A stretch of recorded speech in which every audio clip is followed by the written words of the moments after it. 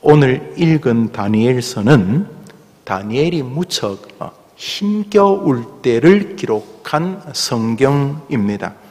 자신의 나라 이스라엘은 하나님의 저주와 징계를 받아 바벨론에 멸망당하고 말고 자신과 자신의 친구들, 가족들은 뿔뿔이 헤어져야만 했었고 그는 바벨론의 포로로 끌려와야만 했었기 때문입니다. 그러나 다니엘 그가 가진 탁월한 능력과 뛰어남이 그를 눈여겨본 적들에게 채용이 되어서 그의 포로로 끌고 온 나라의 관리가 되었지만은 여전히 자신의 나라가 해방이 된 것도 아니고 자신이 자유롭게 마음껏 무언가를 행사할 수 있는 자유시민이 되지도 않았습니다. 여전히 하나님을 섬기는 것에서부터 생활 모든 행동 반경에 위태함이 붙어 있던 시절이었습니다. 부족한 환경이지요. 포로로 끌려와서 그 나라에서 녹을 먹고 있는 환경이었기 때문입니다.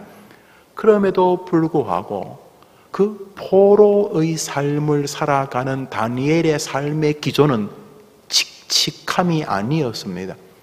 불편함, 분노, 아침에 눈을 뜨면은 한숨부터 나오는 그런 인생살이가 아니라 비록 어려운 환경임에도 불구하고 그의 삶에 두르고 있는 정서적 색깔은 감사였습니다. 오늘 읽었던 본문을 우리 과거 성경으로 한번 읽어보겠습니다. 시작. 다니엘이 조서에 의인이 지킨 것을 알고도 자기 집에 돌아가서는 그 방에 예루살렘으로 향하여 열린 창에서 전에 행하던 대로 하루 3번씩 무릎을 꿇고 기도하며 그 하나님께 뭐 했다고요? 감사하였더라 그랬어요. 저기서 보면은 우리는 감사가 없던 것이 있으면 감사하게 되고 내가 가진 것이 더 가치가 높아지면 감사하게 되고 부러진 것이 붙으면 감사하게 되고 잃었던 것을 찾으면 감사하게 되고 낮은 지위에서 높은 지위로 올라가게 되면 보통 감사하게 되지 않습니까? 그런 면에서 감사는 어떤 조건의 충족에 의한 인간의 반응이라고 우리는 생각을 합니다. 없는데 부모님이 용돈을 이만큼 주면 감사하게 되는 것 같이 말이죠. 환경이 변화, 없다가 있게 되고 아프다가 낫게 되고 무시받다가 높아지게 되고 이렇게 무언가가 환경적인 변화가 생길 때 우리는 감사하게 된다고 생각을 하는데 저 구절을 보면 지금 상황이 아주 안 좋습니다. 상황이 뭐냐 하면 나라의 임금이 얼마 기간 동안 시간을 정해서 자기만 하나님이라고 섬기고 자기가 지시하는 신만 섬기라는 것입니다. 특별히 이 야훼 하나님을 믿는 이 이스라엘 백성들에게 특별히 너희들은 내 임금, 내가 신이지 너희 하나님이 신이 아니다. 그리고 만일 내가 말하는 대로 하지 않고 내가 지시하는 신을 섬기지 않고 다른 신을 섬기면 다 죽여버리겠다고 하는 왕의 법률이 얼마 전에 우리 선거할 때 온 벽에 막 도배가 되잖아요. 나 좀 찍어주세요 하면서 그 출마자들의 사진이 벽에 벽보처럼 붙은 것처럼 임금의 조서가 온 나라 벽에 붙었습니다. 내용은 하나님 믿으면 죽인다는 법이었습니다. 이렇게 교회 나오면 죽여버리겠다 이런 내용입니다. 태영호라고 하는 사람이 저 영국의 공사로 대사관의 직원으로 있다가 남쪽으로 대한민국으로 망명한 거 아시지요? 그분이 쓴 글을 읽다가 보니까 그 북한에서 이렇게 외국에서 원조도 주고 또 외국의 기독교인들하고 만나서 대화를 하려고 하니까 대화 창고가 없어가지고 평양에 칠골교회 봉수교회를 한 몇백 명 들어가는 예배당을 지었어요. 이것도 대한민국에서 돈을 교회가 보내서 지었는데, 그래서 대충 이제 기독교 형식이 있는 사람을 끌어모아가지고 앉혀놓았는데, 문제는 예배당을 짓고 나니까 처음에는 뭐 이렇게 노래 잘하는 사람들, 이렇게 노래 전공한 사람들 놓고 성가대도 하고 다 했는데 이것들이 한 몇 개월, 1년, 2년 지나면서 처음에는 뻥으로 이제 외국 기독교인들이 와서 이렇게 눈물 흘리고 돈 주고 할 게 그 돈 받는 창구로 이렇게 만들어 놨는데 거기서 자꾸 되도 않는 설교이지만은 뭐 그 목사도 다 공산당원이고 그렇지만 거기 앉아있던 사람이 자꾸 예배를 드리다가 원래는 가짜인데 자꾸 예배를 드리니까 무슨 일이 벌어졌냐면 그 안에 종교적인 놀라운 색채가 형성되어서 북한 당국이 깜짝 놀랐다는 거예요. 와, 이 종교가 보통 힘이 있는 게 아니구나. 그리고 얼마 뒤에 그 칠골교회 봉수교회를 멀리서 이렇게 감시를 하니까 자꾸 교회 근방에 사람들이 기웃기웃 거리더라는 거예요. 그 중에 며칠 잡아보니까 다 죽어서 없는 줄 알았는데 아직도 옛 신앙을 가지고 있던 사람들이 있더라는 거예요. 하나님의 종교, 하나님의 말씀은 지금도 역사하는 줄 믿습니다. 자, 그래. 그런데 바로 이 다니엘이 그래 지금 죽인다고 하는 상황인데 뭐이 그래 감사할 게 있어요. 그런데 다니엘이 뭐라 그래요? 조서에 죽인다는 의인이 찍힌 것을 알고도 자기 집에 돌아가서는 예루살렘 성전이 있던 그곳을 향해서 하루에 3번씩 하나님께 기도하면서 한번 따라합시다. 하나님께 감사하였더라. 다니엘의 그 감사의 내용이 무엇인지는 정확히 알 수가 없습니다. 그러나 하나님 여기 와서도 기도할 수 있게 해주셔서 감사합니다. 뭐 이런 기도였거나 마음이었거나 하나님 나를 감옥에 집어넣고 아니 지금 포로로 끌려왔지만 내가 하나님을 믿는 믿음이 사라지지 않게 해주셔서 감사합니다. 그러고 있거나 아니면은 하나님 이제 때가 된 것 같습니다. 이번에 하나님을 섬기지 말고 다른 신을 섬기라고 하는 나라의 조서가 온 나라에 붙었습니다. 이제 제가 그럴 수 없으니 나는 하나님만을 섬기겠노라. 이러다가 이제 아마도 며칠 뒤에 잡혀가 목숨을 잃을 것 같습니다. 그런데 하나님, 제가 이렇게 이런 시절에도 배도해야 내가 며칠 더 살아야 되겠다. 며칠 더 살아야 되겠다. 이런 마음이 생기지 않고 주님 이제 곧 하늘에서 뵙겠습니다 하면서 순교할 마음이 아직도 내 마음에 있으니 감사합니다. 뭐 그랬는지 뭔지는 모르겠는데 성경은 다니엘이 그 포로의 삶을 살면서도 그 삶의 기조가 감사였다. 에이 더러운 세상 확 불질러 버려야지. 세상이 불공평해.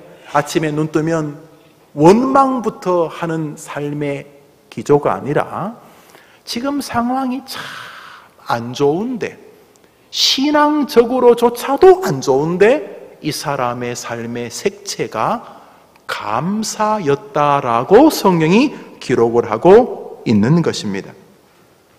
성경이 이렇게 기록하는 의도는 우리 금방 눈치챌 수 있습니다. 우리에게도 그러라는 것입니다.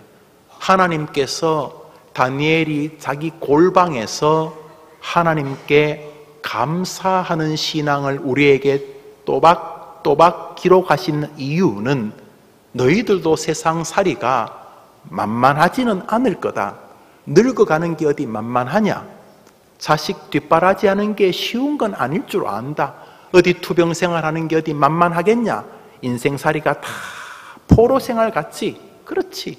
질병의 포로, 암 포로, 뇌경색의 포로, 가난의 포로, 갈등의 포로, 그렇지. 늙음의 포로, 죽음의 포로, 그렇지. 너희들도 다 포로들이지. 그렇지만 나 여호와가 원하는 게 있다. 뭐냐 하면 다니엘 같은 태도다. 뭔데요?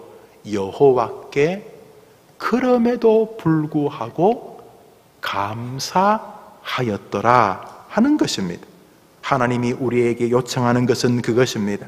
한번 따라합시다. 감사는 환경에 대한 반응이 아닙니다.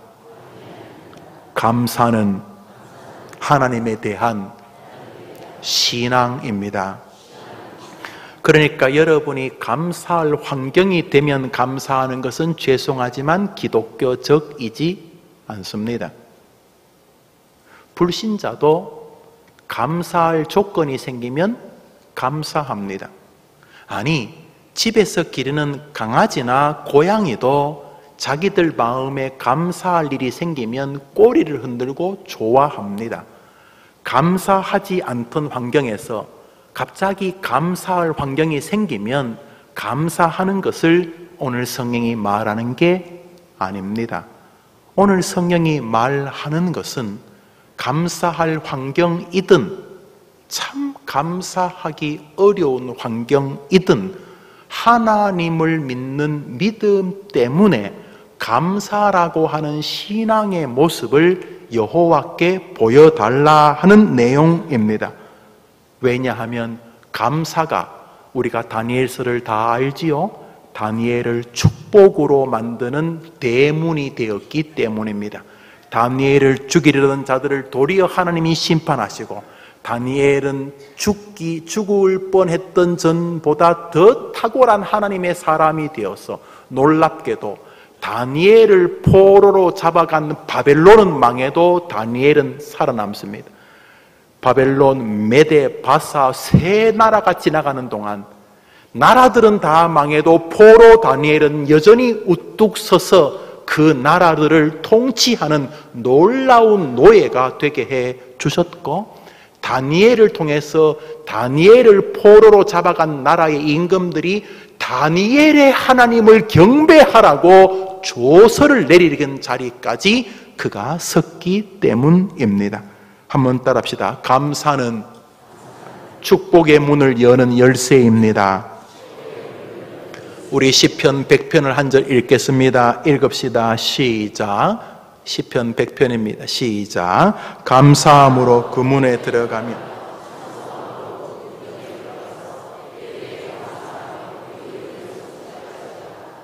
여러분, 벼락 중에 어떤 벼락을 맞고 싶으십니까?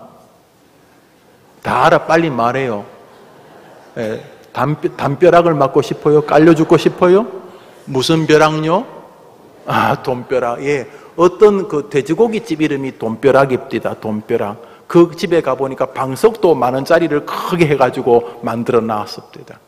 혹시 여러분 친구 집에 갔는데 이렇게 문을 막 못 열고 막 이렇게 힘들어 하던 친구들 혹시 있으십니까? 왜냐하면 그 친구 집 문을 잘못 열면 5만원짜리, 10만원짜리들이 막 밖으로 막 밀려와가지고 문 열 때 조심스럽게 들어가야 되고, 문 확 열면 막 수백만원, 수천만원이 막 길가로 막 쏟아지는 그런 친구들 혹시 있었습니까? 목사님 지금 뭔 소리 하시는 거예요? 문을 열면 돈이 막 복도로 막 이렇게 계단으로 막 엘리베이터 쪽으로 막 쏟아져가지고 마당으로 쏟아져가지고 문 열고 들어갈 때 조심조심 들어가는 그런 집 혹시 생각해 보세요. 너무 돈이 많아가지고. 그 정도가 아닙니다. 여러분의 모든 문제를 해결하실 분이 여러분 문 앞에 계신 줄 믿으시기를 바랍니다. 하나님이십니다. 그 하나님을 만나는 문의 열쇠가 뭐라고요? 우리 시편 100편 다시 한번 보여줘 보세요. 100편 시작. 뭐로 그 문에 들어간다고요? 여러분 집은 비밀번호 눌러서 들어가고 열쇠 눌러서 들어간지 모르겠지만 하나님의 그 영광의 보고는 감사함으로 들어가는 줄 믿으시기 바랍니다. 그러니까 감사는 이를 악물고 붙잡아야 될 신앙의 영역입니다. 우리 시편 95편을 읽겠습니다. 시작.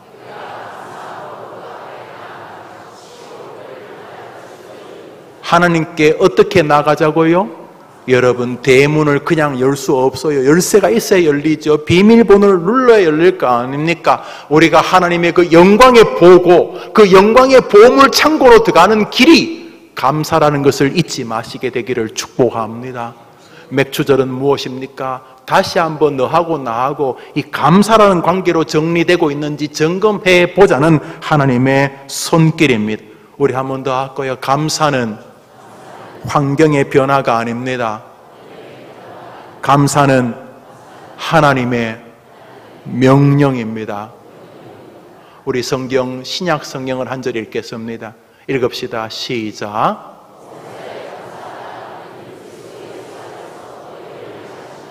옛날 군사 정권, 군사 독재 시절에 박정희 대통령이 한마디 하면, 전두환 대통령이 한마디 하면 나는 새도 떨어졌다고 그러지 않습니까? 하물며 여호와 하나님의 뜻이 누가 가로막을 수 있는 세계에게 있습니까? 하나님의 뜻을 가로막을 자가 없습니다. 여기 하나님의 뜻을 실현하는 길이 있습니다. 목사님, 하나님 뜻이 뭔지 모르겠어요. 여기 하나님의 뜻이 있습니다. 다시 한번 읽읍시다. 시작. 범사에 감사하라. 이는 그리스도 예수 안에서 너희를 향하신 하나님의, 뭐가 하나님의 뜻이라고요? 너무 쉽게 불평하지 마세요. 너무 쉽게 원망하지 마세요. 오늘은 우리 교회가 맥주 감사주일로 지킵니다. 맥주라는, 이 맥이라는 말 안에는 보리라는 의미가 담겨져 있습니다. 이스라엘 사람들이 광야 생활을 끝나고 처음 씨를 뿌리고 거둔 것이 보리였기 때문입니다. 여러분은 보리 그러면 뭐가 생각이 나십니까? 찬양대 보리 하면 뭐가 생각납니까? 맥주? 보리 하면 뭐가 생각납니까? 보리밥, 또 방구. 저는 보리 그러면 도시락이 생각이 납니다. 제가 국민학교, 지금 초등학교를 부르죠? 다닐 때 30% 이상, 50% 이상 그 보리쌀이 섞인 도시락을 싸오라 그랬던 기억납니다.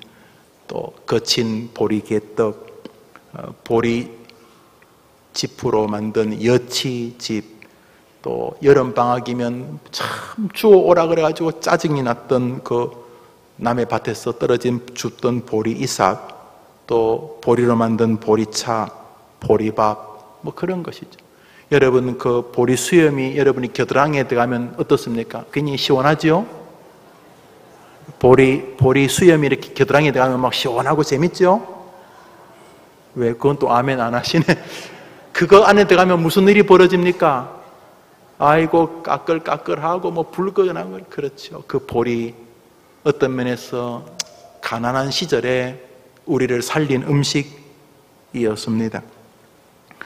이스라엘 사람들이 광야 생활을 마치고 가나안 땅에 정착해서 처음 뿌리고 거둔 것이 보리였습니다. 이스라엘은 우리나라와 기온이 달라서 보통 11월 달쯤에 이제 비가 옵니다. 보통 성경이 말하는 이른 비입니다. 그리고 그 다음에 해를 넘겨서 한 2월쯤에 다시 비가 옵니다. 늦은 비입니다. 이 이른 비와 늦은 비 사이에 이제 씨를 뿌리고 이제 그 비들을 통해서 이제 곡식이 자라게 됩니다. 보편적으로 이 추수는 5월에서 6월 사이에 하게 되면 나라 한 해의 절반쯤 되는 그 시절이죠. 그 점에서 이제 함신이라고 하는 것이 한 3월에서 5월 사이에 불어오는 바람입니다.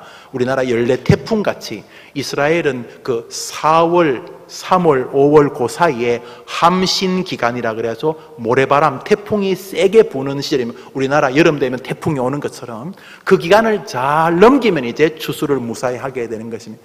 함신 기간이 넘기고 곧바로 이어지는 게 보리추수고 맥추절입니다. 근데 주님은 이스라엘 백성들이 보리를 거두는 시기에 찾아오셔서 당신에게 감사하는 절기 맥추 감사절을 지키라고 말씀하십니다. 그런데 그 당시에 이스라엘 백성들이 다 농사를 짓지 않았습니다. 지금도 뭐 농사 짓는 분이 몇 분이나 됩니까? 훨씬 더 많은 분이 공장에, 사업장에, 병원에, 학교에서 일하지 않습니까? 경찰서에서, 법원에서, 또는 각자의 식당에서. 그때도 이스라엘 사람들 가운데 농사 짓는 사람은 그래 많지 않았어요. 목축하는 사람이 더 많았겠죠.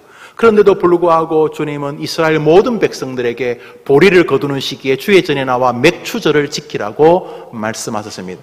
곡식을 처음 거둔다는 층에서 이스라엘은 이 맥추절을 초실절이라고 불러요. 처음 열매를 거두는 초실절.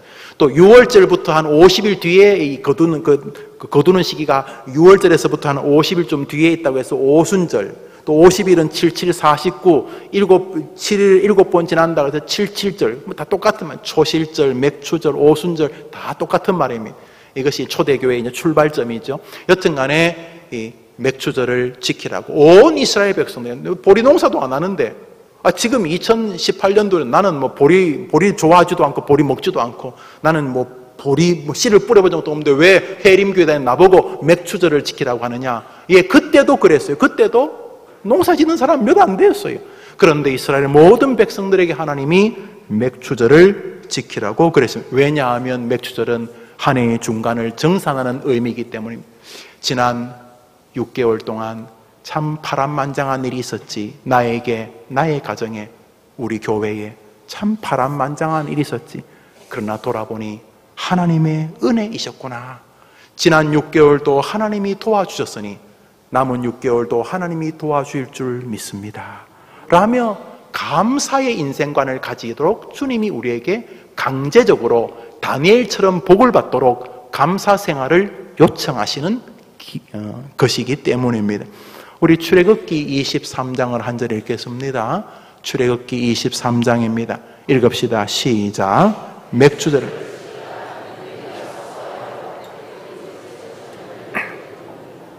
맥추절을 지키라 지금 하고 있죠, 우리가요. 그런데 지키라는 이유가 좀 이상합니다. 이는 맥추절을 지켜라. 왜냐하면 이는 누가 수고해서 밭에 뿌렸다고요? 너가. 이는 너가 수고해서 밭에 뿌리고, 너가 김 메고, 너가 풀 뽑다가 풀에 손 베고, 너가 여름에 땀 흘리고 새까맣게 타고, 너가 가을에 열심히 추수해서 너가 거두었기 때문에 나 여호와에게 맥추절을 지키라, 이런 말입니다. 그럼 말이 좀 이상하지요. 맥추절을 지키라 이해됩니다. 나 여호와가 너에게 은혜 줬으니까 지키라, 이러면 이해되는데 맥추절을 지키라. 왜냐하면 이는 네가 수고하고, 네가 밭에 뿌리고, 네가 김 메고, 네가 나중에 추수하고, 네가 곡식을 거뒀기 때문에 맥추절을 지키라. 참, 아니 내가 수고했었는데 왜 하나님에게 감사를 해야 됩니까? 우리가 약간 의아합니다. 여기 여러분 가운데도 의아한 분이 좀 계시고, 왜 나한테 맥추절을 지키라고? 교회가 또 헌금을 내라고 또 잔수를 부리는 건가? 왜 맥추절을 지키라고 뭐 그러는가? 네가 수고했어, 네가 밭에 뿌렸어, 네가 열매를 거두었으니 나 여호와에게 맥추 감사절을 지키라, 이렇게 말해요. 우리는 금방 이해 안 되지만 저 구절을 듣는 순간 이스라엘 백성들은 모두가 눈물을 흘렸을 것입니다. 왜냐하면 이스라엘 백성들은 완벽하게 인생을 이해하고 있었습니다. 왜냐하면 400년 동안 애굽에서 종살이 할 때에 그들은 온 힘을 다해 씨를 뿌리고 온 힘을 다해 추수를 했지만은 자기 것이 안 되었습니다. 그것은 애굽 사람들 것이었습니다. 열심히 노력했지만은 아무것도 자기들의 거둘 수 있는 것이 없었습니다. 그들은 종이었기 때문입니다. 그들의 시절을 성경은 하나 우리에게 기억될 만한 구절을 알려줍니다. 출애굽기 5장입니다. 애굽 시절의 이야기입니다. 읽읍시다. 시작. 너희는 백성에게 다시는 벽돌 소형의 짚을 전과 같이 주지 말고 그들로 가서 스스로 줍게 하라. 그 사람들의 고역을 무겁게 함으로 수고롭게 하여. 집 짓는 장면인데요, 이스라엘 사람들이 열심히 집을 지었으면 뭐 월급을 줘야 하는, 월급은 무슨 월급? 너희들 옛날에 집을 벽돌을 만들도록 뭐 이렇게 우리가 갈대 같은 거, 이게 집 같은 거 줘서 이렇게 의기해서 만드는데, 이것들이 빠져서 안 되겠네. 너희들이 알아서 짚을 구해와가지고 너희들이 벽돌을 찍어라. 우리들이 너희들에게 더 무겁고 힘들게 수고롭게 만들겠다. 이게 무슨 말이냐면 종들의 모습이 바로 저것입니다. 그들은 자기들이 농사에서 거두는 기쁨을 보지 못하고 살아왔던 사람들입니다. 믿음의 사람들은 세상 사람들하고 다릅니다. 내가 이랬으니 내 거라, 내가 낳았으니 내 아이라, 내가 노력했으니 내가 받은 학이라고 말하지 않습니다. 내가 지었으니 내가 지은 교회다, 이렇게 말하지 않습니다. 성도들은 이것이 하나님의 은혜의 결과라는 것을 압니다. 하나님이 안 도와주시면 우리 살아있지 못합니다. 돈요? 여러분이 열심히 한다고 모아집니까? 하나님이 병으로 한번 건드시면 월급 10배, 20배 병원에 갖다 줘야 됩니다. 아닙니까? 열심히 노력하면 다 됩니까? 생각지도 않은 친구에게 사기를 당합니다. 뜻하지 않는 실수로 갑자기 모든 것이 사라지기도 합니다. 건강도 사라집니다. 안 그렇습니까? 여러분이 열심히 운동하는 거 좋습니다만 운동하러 갔다가 돌아가시는 분도 제가 많이 봤습니다. 열심히 사는 거 좋지만 열심히 산다고 인생이 열리는 게 아닙니다. 하나님의 은혜로 우리가 여기에 있는 줄 믿습니다. 네가 수고해서 네가 열매를 뿌리고 네가 출근하고 네가 새벽에 전철에서 시달리고 네가 월급을 탔는데 그게 너의 은혜인 줄 아느냐? 그리스도인들은 압니다. 지금까지 지내온 것 주의 크신 은혜라. 할렐루야. 맥주 감사절은 우리가 정신없이 살다가 지금 우리가 어떻게 여기까지 와 있는지를 돌아보게 하는 하나님의 은혜의 시간입니다. 왜요? 자기 자랑하며 살다 보면 인생이 하나님의 보고 문 앞에서 끝납니다. 그러나 여기까지 나를 도와주신 분이 하나님이라는 감사의 신앙을 가지고 살면 하나님의 영광의 문으로 들어가게 되는 줄 믿습니다. 그래서 하나님이 우리에게 감사를 요청하고 계신 것입니다.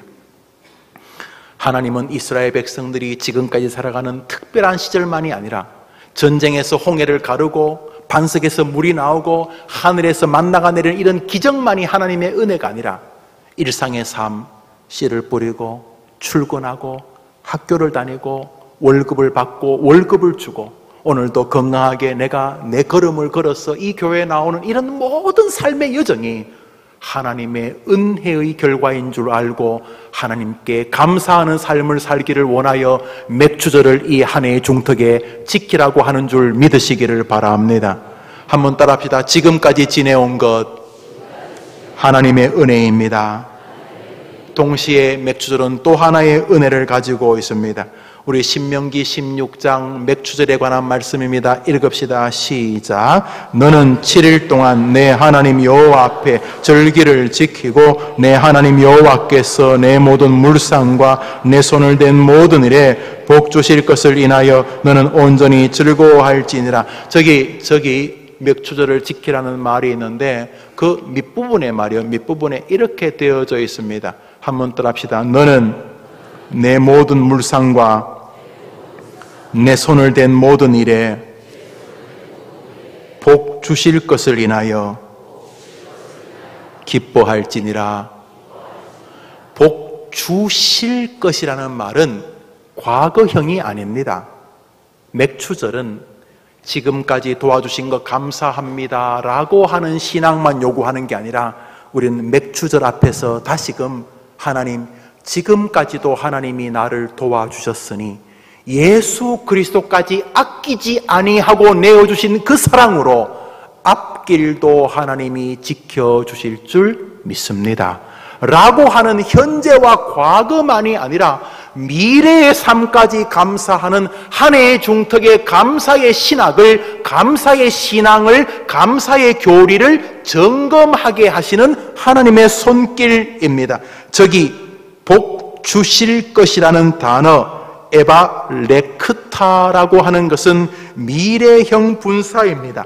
하나님은 맥주절에 서서 현재와 과거를 감사할 뿐만 아니라 미래도 하나님이 도와주실 것을 믿고 감사하는 신앙을 요청하고 계시는 것입니다. 해림교회 성도님들, 다른 사람들처럼 사는 것을 좋아하시면 안 됩니다. 우리는 하나님의 사람들처럼 살아야 합니다. 그것이 감사의 삶입니다. 목사님, 감사할 끈덕지가 있어야 감사하지. 한번 더 합시다. 끈덕지가 있어야. 한번 더 합시다. 어떤 끈덕지라도 잘 돌아보면 감사할 것이 있다. 디모데전서를 읽습니다. 디모데전서를 읽읍시다. 시작. 식물은 하나님이 지으신 바니 믿는 자들과 진리를 아는 자들이 감사함으로 받을 것이니라. 4절입니다. 4절 읽습니다. 4절 시작. 4절입니다. 4절. 하나님의 지으신 것이 4절을 보여주시죠. 디모데전서 4장 4절입니다. 예, 따라합시다. 하나님의 지으신 모든 것이 선함에 감사함으로 받으면 버릴 것이 없나니. 우리 뒤에 4절을 읽겠습니다. 읽읍시다. 시작. 하나님의 지으신 모든 것이 선함에. 예, 죽인다는 거 힘들죠. 왜 날 죽이는데 내가 하나님 믿는 것밖에 더 있냐? 왜 나한테 그러는데 이해 못합니다. 왜 우리 애 다리가 부러졌는지, 왜 친구가 저러는지, 왜 저런 사람들이 저렇게 말을 지어내는지, 거짓말을 하는지 우리가 다 몰라요. 우리가 살다 보면 왜 내게 이런 어려움이 다가오는지 여러분 다 압니까?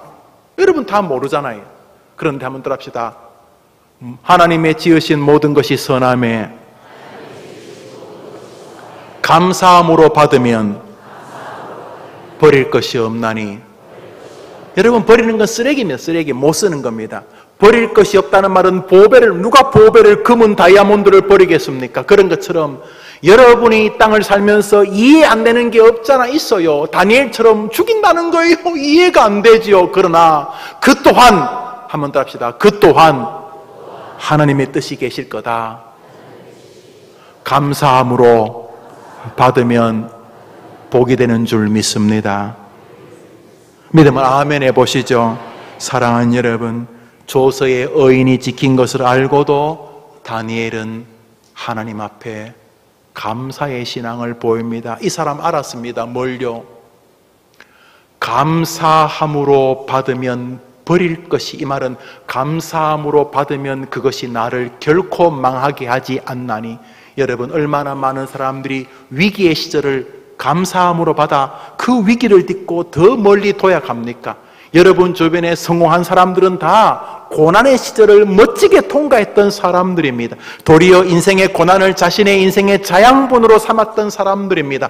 무슨 일이든지 감사함으로 받으면 버릴 것이 없고 도리어 하나님의 영광의 문을 여는 대문이 되는 줄 믿으시기를 바랍니다. 해림교회 성도들을 만나면 사람들이 저게 어느 교회야? 해림교회래. 저 사람들이 희한해. 뭐가? 저 사람들은 삶이 참 기쁜가 봐. 왜? 저 사람들이 입만 열면 감사야. 그래서 말만 그러는 줄 알았더니 가만히 보니까 저 사람들이 삶의 기초가 그래. 뭐 엄청 되게 잘 사는 줄 알았는데 그렇지도 않더라고. 그런데 해림교회 다니는 사람들을 보니까 저 사람들의 정신은 아버지, 어머니, 아들, 딸, 할아버지, 할머니까지 저들은 하나님 앞에서 삶을 감사하며 살아. 이렇게 되어지면 여러분 가정, 여러분의 교회, 여러분의 삶은 하나님의 기쁨이 임하는 주인공의 가정 될 줄 믿습니다. 성경 말씀 신명기 16장을 봅니다. 성경 말씀 신명기 16장입니다. 시작.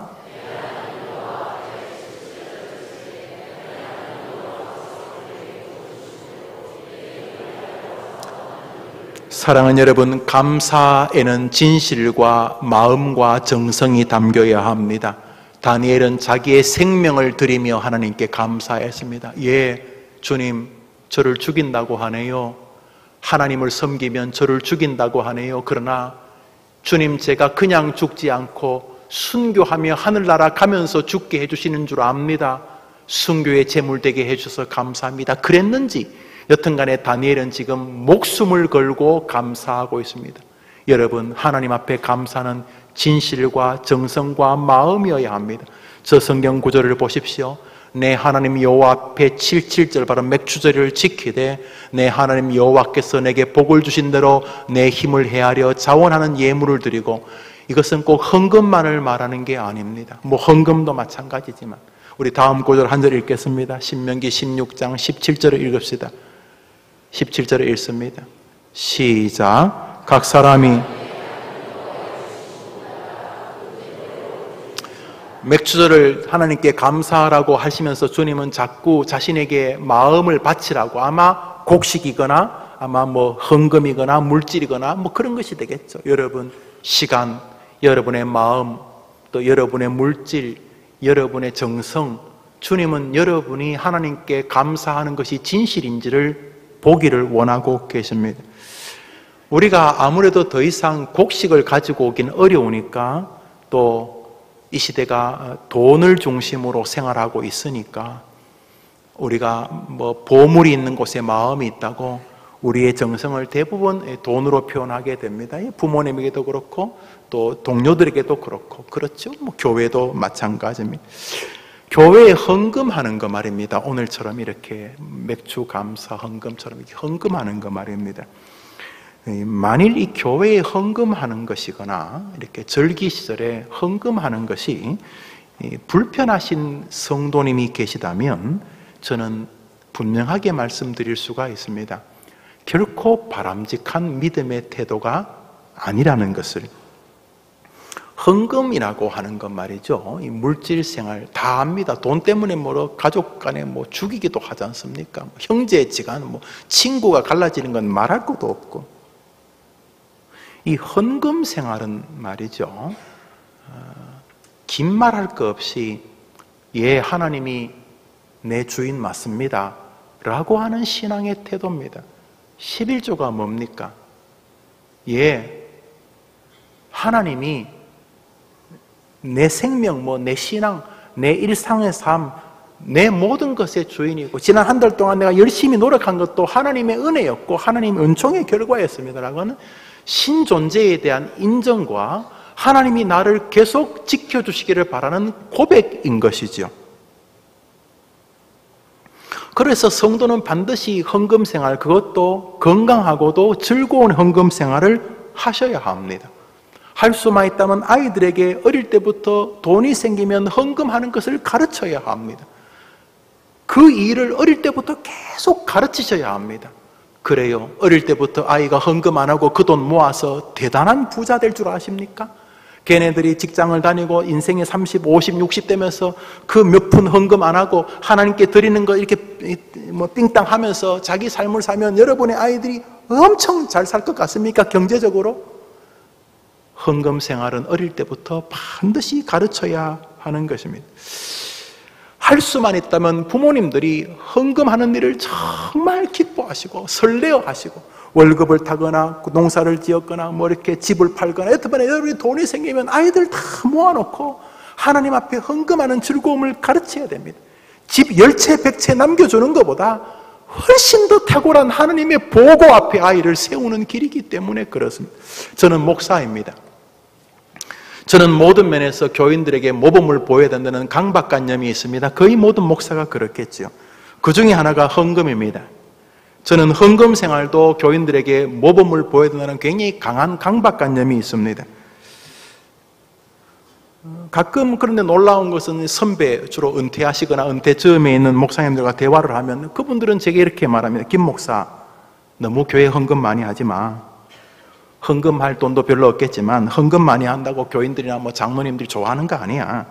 그런 거 교인들 기억 안 해줘. 그런 것은 기억 안 하고 교회에서 목사에게 주는 것만 관심이 있어. 헌금 너무 많이 하지 마. 자기 실속을 차려야 돼. 저는 우리 선배님도 다 그런 건 아니지만 그런 이야기를 꽤 자주 듣습니다. 그런 이야기를 들을 때마다 제가 잠시 흔들립니다만은 동시에 저는 제 다짐이 틀리지 않다는 생각을 또 확신하게 됩니다. 저나 저희 가정은 헌금에 힘에 겹도록 합니다. 저는 하나님을 사랑하기 때문이며 하나님이 저와 제 아이들을 먹이고 입힐 것을 제가 확신하기 때문입니다. 헌금은 자원하여 드리는 것입니다. 성도들에게서 가끔 목사님 우리 교회는 큰 부자가 없어요. 그 말을 들을 때마다 감사합니다. 헌금은 부자들이라고 하는 것이 아니라는 것을 제가 이 나이만큼 교회 생활하면서 알게 되었기 때문입니다. 목사님, 우리 교회는 큰 부자들이 없어요. 좀 어려울 때 힘 좀 써주면 좋은데요. 아니요. 그때마다 제가 떠올리는 성경은 이 구절입니다. 고린도 후서를 읽겠습니다.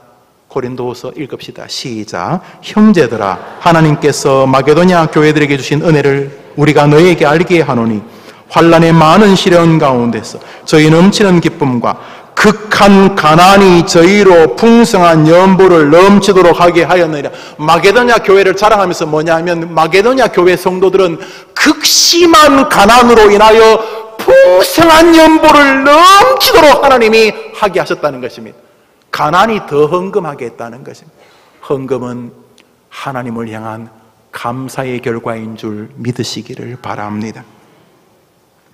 감사를 모르는 인생이 너무나 짐승 같기 때문에 하나님은 우리 해림교회 성도들에게 한 해의 중턱을 지나는 이쯤에, 아니 이스라엘 백성들에게 네가 열심히 벌고 노력했지만은 그것이 하나님의 은혜란 사실을 꿈에도 잊으면 안 되고, 과거와 현재도 하나님의 은혜지만 미래도 하나님의 은혜에 달렸다는 것을 기억하고 하나님께 감사하는 삶을 살라고 요청하고 계시는 것입니다.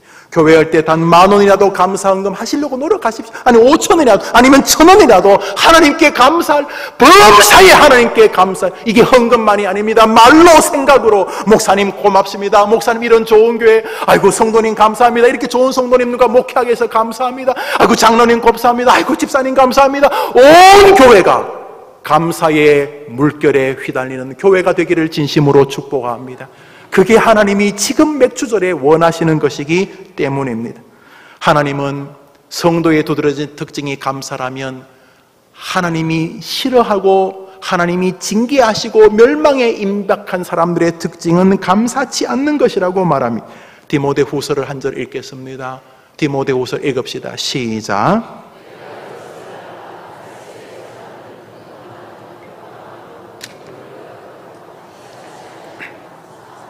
막대의 두드러진 특징이 뭐냐 하면 교만하며 회방하며 주의 교회를 회방하며 부모를 거역하며 감사치 아니하며 사나우며 마지막 때가 이런 사람들이 창궐할 것이라.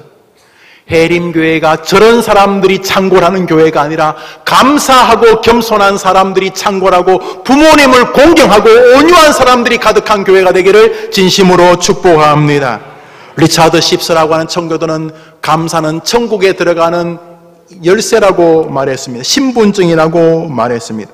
참으로 감사는 축복을 낳는 행복의 원료입니다. 생각해보면 어떤 사람이라도 감사할 것을 가지고 있습니다. 감사는 고백이요, 신앙이요, 믿음의 선물이요, 은혜의 결과이기 때문입니다. 하나님께서 여러분에게 맥주 감사절을 계기로 다시금 아픈 것 때문에 불평하고 나를 배신한 사람 때문에 원망하는 것을 마무리하고, 하나님 어떠한 상황에서라도 감사하면은 버릴 것이 없도록 만드신다고 하셨사오니 이제부터 남은 생에 하나님 때문에, 이 좋은 교회의 성도라는 것 때문에, 내가 예수를 믿고 있다는 것 때문에 내 인생에 상처가 나고 내 인생에 가시가 찔린다 할지라도 나는 하나님께 감사하다가 하나님을 만날 것입니다 라고 다짐하는 감사의 순례길에 여러분이 승리하게 되기를 진심으로 축원합니다. 우리 찬송 한 곡 부르고 축도로 마치겠습니다.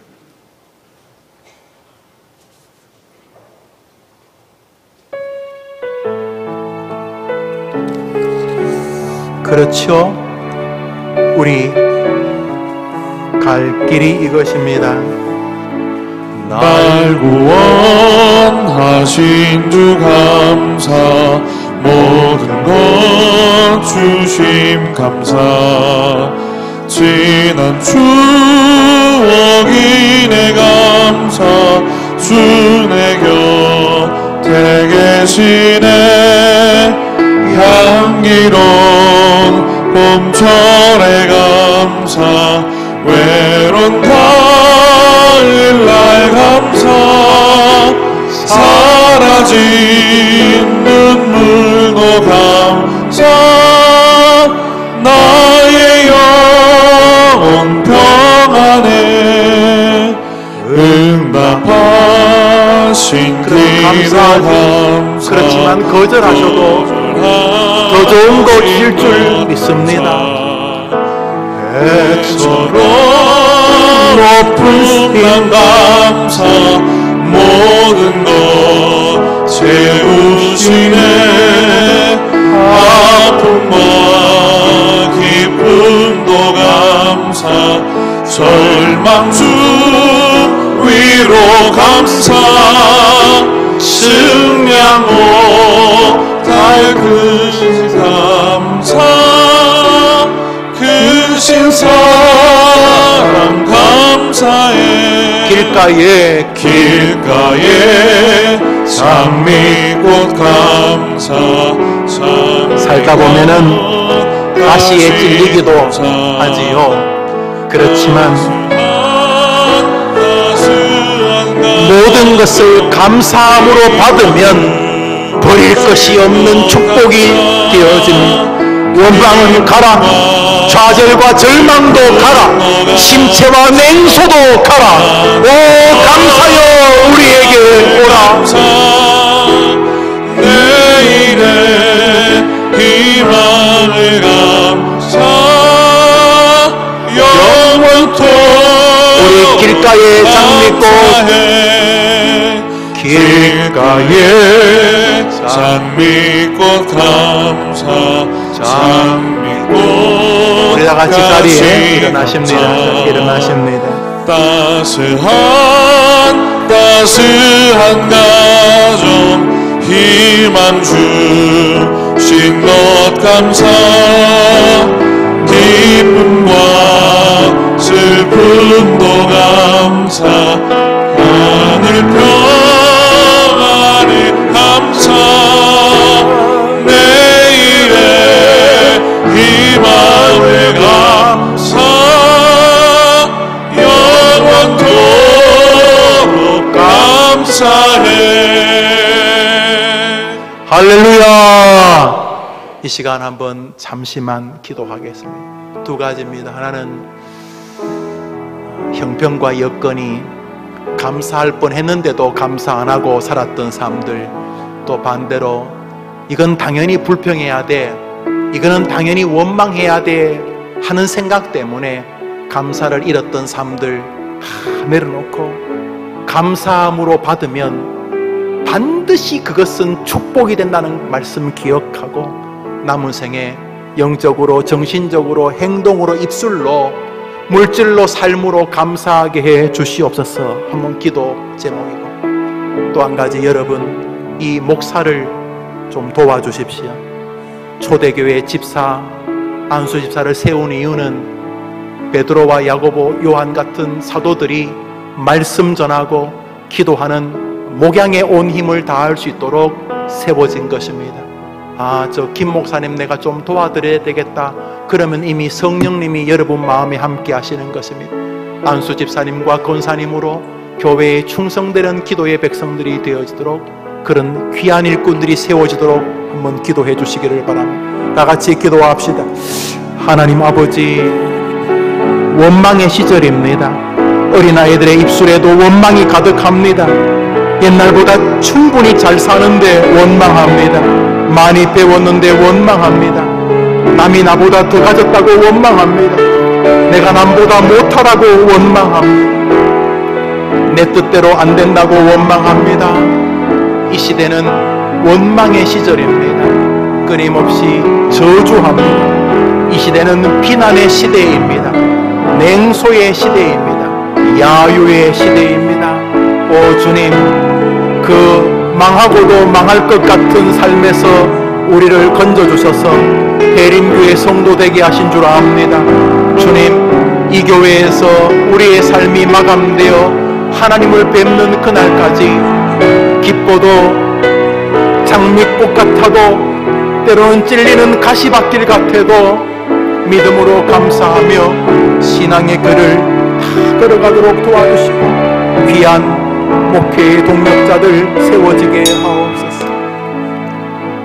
이제는 예수님의 은혜와 하나님의 사랑과 성령의 교통하심이 주일 3부 예배드리고 헤어지는 맥주 감사절을 지키는 주의 모든 백성들 감사함으로 받으면 결국은 지금 상황도 버릴 것이 없는 전화 위복이 된다고 약속하신 그 말씀 믿고 감사함으로 믿음의 길을 걷기로 다짐하는 주의 백성들 위해 이제로 영원토록 함께 있을지어다. 아멘.